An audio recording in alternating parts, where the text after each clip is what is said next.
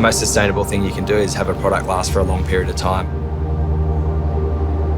It's a challenge that I always really think about when designing new materials and thinking of different ways to build a board. When you build a surfboard, typically there's around 30 to 40% of the material that ends up as wastage, and it's kind of a big part of where I'm at today, is exploring these innovative ways to repurpose some of the waste that we create. I think one of the biggest challenges for every designer today is how to think sustainably without compromising performance.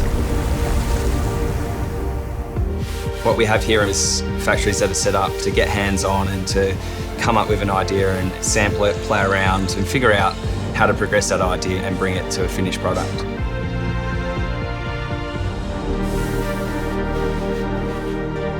The idea of using foam dust and bio resins that we use in the surfboard manufacturing process into embellishments, little hardware pieces, repurposing waste into buttons that we're using in our apparel. This is a really fun crossover between the surfboard factory and the apparel design. When you're building a board, you're going to be left over with fiberglass and carbon fibre and a lot of foam dust, and it's using those materials into new formulations, whether it be combined with concrete or another resin. Designing products like furniture pieces or architectural builds is an area that I've been exploring a lot lately.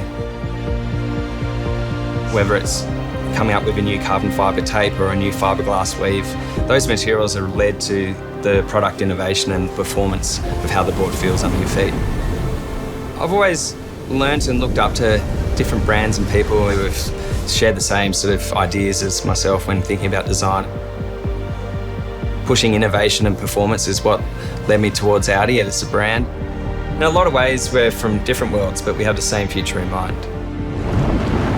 As a surfer, we're surrounded by such an amazing environment. It's thinking sustainably in the whole process from start to finish and the impact that it might have on the ocean that we so much enjoy.